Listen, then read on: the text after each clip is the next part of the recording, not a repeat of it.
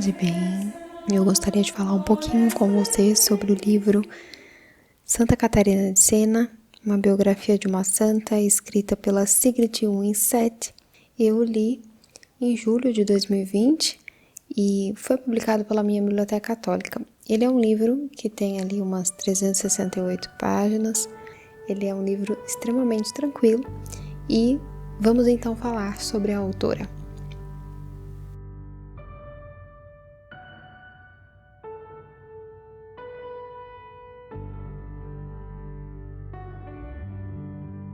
A história da autora já é um processo de conversão, então o livro ele traz um prefácio muito bom em relação a esse processo de conversão que faz parte da história da igreja. A história da igreja é formada por várias conversões e a autora ela foi convertida depois de um certo tempo, ela que recebeu o Nobel de Literatura de 1928. Por volta de 1920, 1922, ela publica uma obra que foi assim o seu cume, que foi Kristen. É uma trilogia, trata da história de uma moça na Escandinávia da Idade Média. Ela gostava muito da Idade Média e isso lhe rendeu, então, em 1928, o Nobel de Literatura.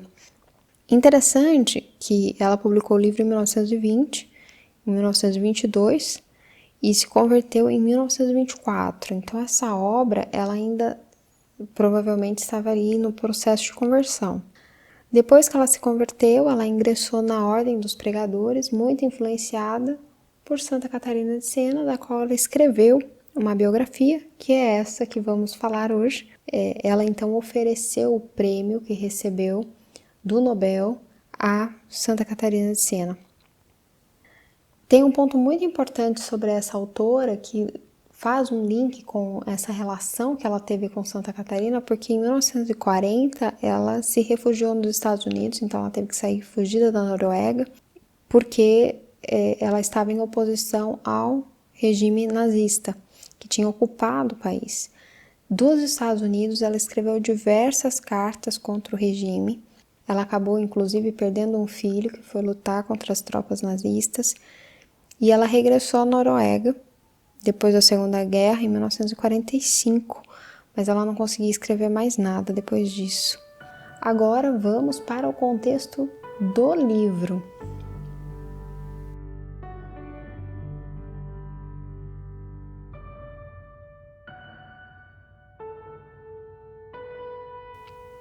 Bom, o contexto histórico de Santa Catarina é extremamente conturbado.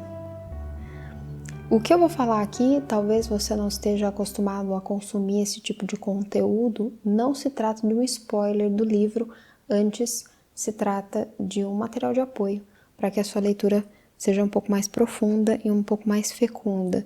Também tem a intenção de lhe promover uma linha do tempo capaz de você ligar uma leitura a outra e você então consegue entrar de fato nessa realidade de que a história da igreja também nos pertence.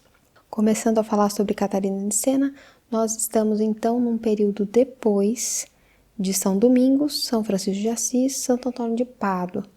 Então, São Domingos ele faleceu em 1221, São Francisco de Assis faleceu em 1226, Santo Antônio de Pádua em 1231.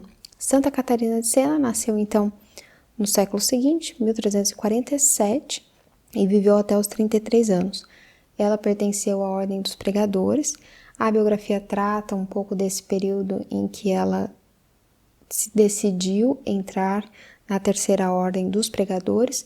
E existe também um outro podcast, se ainda não existe, existirá, em que falarei um pouco sobre essa questão da vocação dela. Ela é filósofa escolástica e teóloga do século XIV. Que é o momento em que nós estamos. Basicamente, toda a luta dela se baseou em trazer o Papa, então, Gregório XI, de volta a Roma.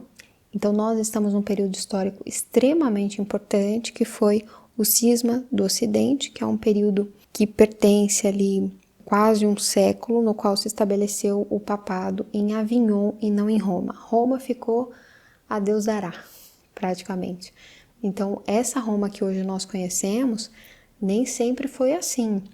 boa parte do tempo desse acontecimento e de outros acontecimentos na história, Roma ficou assim muito desolada. Neste em específico, realmente os templos estavam todos destruídos. Haviam algumas pessoas muito devotas que faziam peregrinações nesses templos, mas muitos deles estavam fechados, outros estavam em ruínas. Então foi um período muito difícil. O lugar onde Santa Catarina morava, Siena, era uma cidade-estado. Então, basicamente, havia os territórios papais, os reinados e as cidades-estados, e elas faziam ali algumas artimanhas de poder. Ela em si nasceu um ano antes da peste negra. Durante a história nós vemos também já um retorno dessa peste e todo o trabalho que ela fez durante esse período para tentar minimizar o cisma do Ocidente que viria a acontecer. O cisma do Ocidente, o grande cisma, o cisma papal, é uma crise que aconteceu na igreja entre 1378 e 1417. Tudo começou ali em 1309 e 1337. A residência do papado foi alterada de Roma para Avignon, na França, e o Papa Clemente V foi levado, sem possibilidade de debater a respeito, pelo rei francês para residir em Avignon. Em 1378, o Papa Gregório XI, ajudado ali por diversas vezes por Santa Catarina, volta a Roma e faleceu em Roma. Aconteceu que a população italiana estava assim empolvorosa de perder de novo a presença do Papa em Roma, porque, como eu disse, Roma estava Deus dará, e queria um Papa romano. Acontece que existia uma parte do clero que queria um Papa francês. Eles acabaram então escolhendo um Papa que viria a ser Urbano VI. A diferença de temperamento desses dois papas é incrível. O Papa Urbano ele era um pouco colérico, assim. Então, ele tinha ações muito firmes, ele de fato queria limpar a igreja, porque nós sabemos nessa época, no declínio ali da Idade Média, houve muitos problemas em relação ao clero. Então, havia uma necessidade de corrigir o clero, e Santa Catarina insiste muito nisso.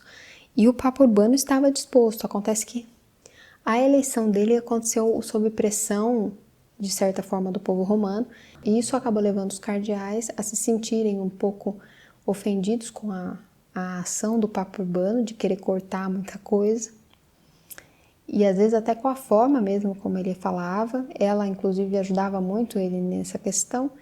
Eles então resolveram reeleger o seu próprio Papa, não é mesmo? Para solucionar o problema com facilidade. E então veio a existir o Papa Clemente VII, que inclusive não está mais na linha papal, tá? Ele é um antipapa mesmo. E ele residia em Avignon. Então existiu o Papa em Roma e o antipapa em Avignon. O cisma terminou no Concílio de Constança em 1417 e o papado foi estabelecido definitivamente em Roma.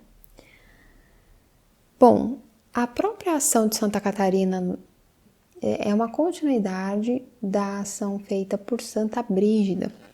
Então, nós temos aí um processo muito interessante da providência, porque elas não se conheceram.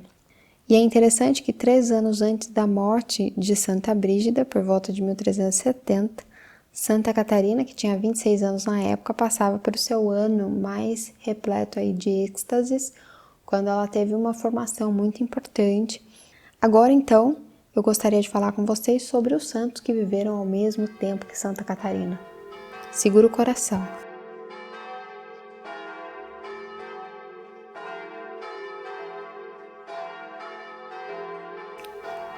São Conrado de Placência, e ele era um santo eremita que vivia na Itália, faleceu em 1351. Ele morreu ajoelhado, rezando com um crucifixo na mão. Então tem mais detalhes disso no blog. São Nuno de Santa Maria, um português. Isso é importante a gente saber a história, porque ele pertence, de certa forma, à nossa história. Ele desempenhou um papel importantíssimo, ele era militar e tinha um papel importantíssimo nas questões contra os inimigos de Portugal, nas batalhas. Ele é patrono da infantaria portuguesa e interessante que Luís Camões, no sentido literal, alegórico, indireta ou diretamente, faz referência do Condestável nada menos que 14 vezes em um Lusíadas. Então, o Forte Nuno, como ele chamava, como Camões designava São Nuno, aparece evocado na 12ª estrofe do canto primeiro. Diz assim, vou ler esse trecho: Por estes vos darei um Nuno Ferro, que fez ao rei e ao reino tal serviço. E no canto oitavo, no estrofe 32, escreve assim: mais de Dom Nuno Alves se arreia, ditosa pátria que tal filho teve. A sua lealdade e dedicação rendeu tanto que o rei dava muitos benefícios a São Nuno, ele ficou dono praticamente de metade do país. Depois da conquista celta, em 1415, ele decide então abraçar a vida religiosa, em 1423, e então ele se torna um irmão donato do convento do Carmo, que ele próprio havia mandado construir. Outro santo que viveu ao mesmo tempo foi São Gonçalo de Lagos. Ele também era um beato português, ele é venerado pelos pescadores. Ele era um frade da Ordem dos Eremitas de Santo Agostinho e faleceu em 1778. Santa Brígida, como nós já falamos, ela foi uma religiosa sueca, ela teve muitas vivências místicas, existe até um livro com as revelações dela, e a filha dela também é santa na Suécia, não é santa canonizada na igreja inteira, mas ela recebeu autorização de ser venerada na Suécia, que é a que iremos falar agora, que também se chama Catarina. Ela então foi uma monja, ela viveu no mosteiro que a mãe havia construído, embora tivesse se casado e ficou viúva, e depois ela foi viver no mosteiro com a mãe. E existe um episódio em que Santa Catarina de Sena se encontra com Santa Catarina da Suécia e as duas conversam sobre a rainha Joana, que era uma pervertida. E as duas discutem se vão visitá-la ou não. Santa Catarina da Suécia, que acha que é melhor não visitar, mas Santa Catarina de Sena não desiste dela, manda várias cartas depois para ela, mesmo não a tendo visitado. Santa Catarina da Suécia, a filha de Santa Brígida, escreveu um livro chamado Consolação da Alma, e ela é protetora contra os abortos. Esse livro, ele me ajudou muito a fazer uma linha do tempo em relação a alguns acontecimentos, principalmente em relação a São Vicente Ferrer, que também viveu ao mesmo tempo que Santa Catarina. Esse é um ponto importante, e ele apoiou nessa contenda com os papas, ele apoiou o antipapa São Vicente Ferrer durante um tempo, enquanto que Santa Catarina apoiava o papa. Veja que loucura, mas num certo momento ele se retratou publicamente. Inclusive São Vicente Ferrer é francês, não sei se vocês se lembram disso. E ele, inclusive, é citado por São Luís Guion de Montfort, que no começo da sua biografia, a biografia de São Luís Guion de Montfort, ele fala que aquele que São Vicente Ferrer diz que chegaria era ele. Então, o São Vicente Ferrer é muito conhecido na França, mas é interessante esse ponto, né? De analisarmos que os santos também cometem alguns erros em relação a assuntos do mundo, mesmo que numa altura eles se corrijam disso. E aqui nós vemos essa realidade. Também existem outras pessoas, né, que acabaram tendo que negar-se a fazer algum pedido de Santa Catarina, como um monge inglês que vivia numa floresta na Itália. Ele se negou a ir até o Papa. Santa Catarina pediu a ele e ele não foi, ele permaneceu na floresta, mas graças às cartas dele, a Inglaterra permaneceu fiel ao Papa legítimo, né, ao Papa Urbano, mesmo ele não tendo saído da floresta para ir a Roma dar conselhos ao Papa. E é interessante isso, porque Santa Catarina achava que isso era extremamente necessário, né? Ficou até brava com ele. E ele foi responsável por manter a Inglaterra fiel. Veja só, a Inglaterra, que depois se tornou herege.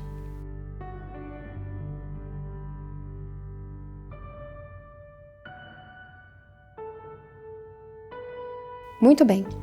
Além desse ponto, que me ajudou muito, me ajudou também em relação ao celibato. Eu acho que é uma leitura interessante para quem é celibatário conhecer a vivência de Santa Catarina em relação às coisas do mundo, porque embora ela tenha todo esse aspecto místico, ela vivia uma vida muito simples, muito cotidiana, e a autora foca muito nesse ponto. Então acho que é interessante você perceber essas reviravoltas que acontecem na vida dessa santa, né? Ela vivia coisas extraordinárias, mas o cotidiano dela era muito simples. Então eu realmente indico para pessoas que querem conhecer um pouco mais da história da igreja, principalmente desse período, e entender as ações e reações que nós temos que ter em momento de crise, que não é nem a primeira e nem a última que a igreja irá passar, provavelmente, aprender com ela como agir e reagir, principalmente quem é celibatário. Muito bem, eu espero que isso tenha te dado aí alguma matéria de estudo, né? E passa lá no blog para que você adquira aí outros materiais a respeito. Algumas citações interessantes.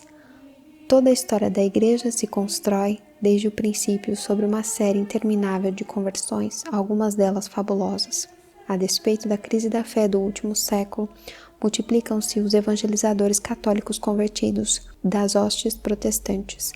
O cardeal Newman, Chesterton, para citar apenas exemplos mais ilustres. Bastava um único exemplo fulgurante de que sim é possível ao ser humano sacrificar a vida pelo bem e pela verdade. O que eu aprendi, na verdade, é um maravilhamento em relação à quantidade de santos que Deus suscita num momento histórico conturbado. Muito bem, espero que você também tenha ficado maravilhado com a história da igreja. Paz e bem!